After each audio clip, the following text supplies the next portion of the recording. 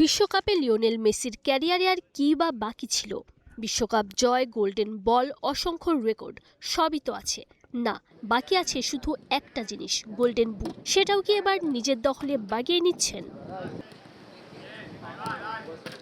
বিশ্বকাপের সেমিফাইনালে ইংল্যান্ডের বিপক্ষে গোল পাননি, কিন্তু দুটো অ্যাসিস্ট করে আবারও প্রমাণ করেছেন মেসির প্রভাব গোলের সংখ্যায় সীমাবদ্ধ নয়।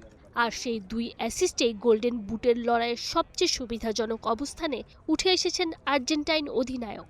চলুন দেখে নেওয়া যাক কিভাবে গোল্ডেন বুট এখন মেসির হাতছানির দূরত্বে। বিশ্বকাপে এখন পর্যন্ত তার গোল ৮টা, অ্যাসিস্ট ৪টা। একই সংখ্যক গোল করেছেন কিলিয়ান এমবাপ্পেও।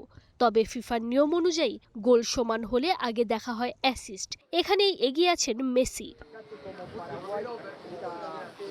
বিনিয়োগ হোক বিশ্বস্ত, আমার পছন্দ সল্ট বে। অবশ্য মেসি এমবাপ্পে ছাড়াও পুরো বিশ্বকাপ জুড়ে গোল্ডেন বুটের রেসে উঠে এসেছে আরও বেশ কয়েকজন ফুটবলারের নাম। ৭ গোল নিয়ে ৩-এ থাকা হল্যান্ডের বিশ্বকাপ শেষ, তাই তার সামনে আর গোল বাড়ানোর সুযোগ নেই। তবে বাকি ৬ জনের সামনেই আছে আরও একটা করে ম্যাচ। শনিবার তৃতীয় স্থান নির্ধারণী ম্যাচে মুখোমুখি হবে ফ্রান্স আর ইংল্যান্ড। অর্থাৎ এমবাপ্পের হাতে আছে মেসিকে টপকানোর শেষ সুযোগ। আর রোববারের ফাইনালে স্পেনের বিপক্ষে মাঠে নামবেন মেসি। আর এক গোল করলেই তখন আর কারো দিকেই তাকাতে হবে না। অবশ্য গোল না করেও অ্যাসিস্টে এগিয়ে থাকার সুবিধা তার কাছেই আছে, যদি এমবাপ্পে তাকে ছাড়িয়ে যেতে না পারেন। ৩৯ বছর বয়সেও যেন গল্প লিখেই চলেছেন লিওনেল আন্দ্রেস মেসি।